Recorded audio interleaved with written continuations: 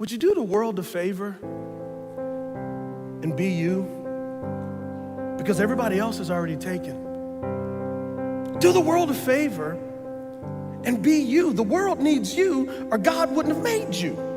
If God wanted me to be somebody else, I wouldn't be here. I would be them. Stop trying to be somebody else. Stop letting the culture define what's beautiful. God says you're beautiful.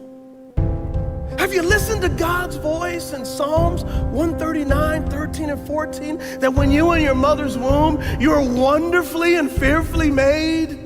Have you looked in the mirror and said, I'm wonderfully and fearfully made because God says? Or have you looked at TV images? Have you looked at magazine covers and said, oh, I'm ugly because I don't look like them? And God is going, precious child, you are beautiful to me.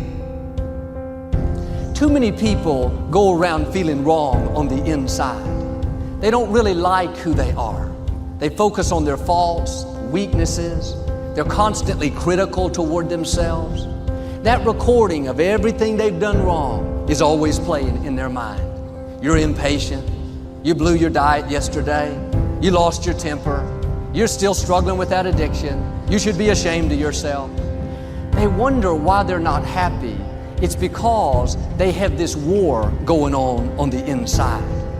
You're not supposed to go through life feeling wrong about yourself. Quit focusing on your faults. Quit overanalyzing your weaknesses. Quit beating yourself up because you're not where you thought you would be. Here's the key. You're not a finished product. God is still working on you. The scripture says God changes us from glory to glory. You have to learn to enjoy the glory that you're in right now. You may have some weaknesses. We all do. There may be some areas where you know you need to improve, but being down on yourself is not going to help you do better. Having that nagging feeling, telling you don't measure up, God's not pleased with you, you'll never get it right, it's not going to help you move forward. You have to accept yourself right where you are, faults and all. God is the potter, we are the clay. He's the one making you and molding you. It may not be happening as fast as you would like, but you don't control the timetable. Will you trust Him in the process? Will you accept yourself in the glory that you're in right now? Don't go around being against yourself. You may have some things wrong with you, but can I tell you, you have a lot more right with you. You may have a long way to go, but if you look back, you'll see how far you've already come. Keep your flaws in perspective. Every person has something they're dealing with. When you are for yourself, you are in agreement with God. And some people have never once said, I like myself. I like my gifts. I like my personality. I like my looks. I'm happy with who God made me to be. If you don't like yourself in a healthy way, other people are not going to like you.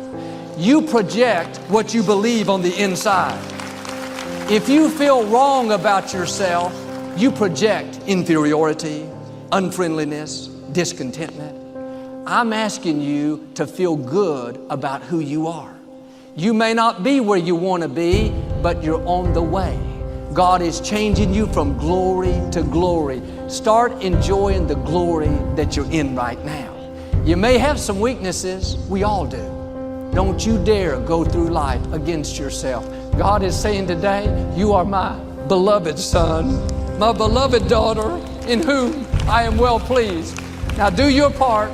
Start putting on the breastplate of God's approval each morning. If you'll do this, I believe and declare every chain that's holding you back is being broken. God is going to keep making you and molding you. You're going to come up higher, overcome those obstacles, and become everything He's created you to be.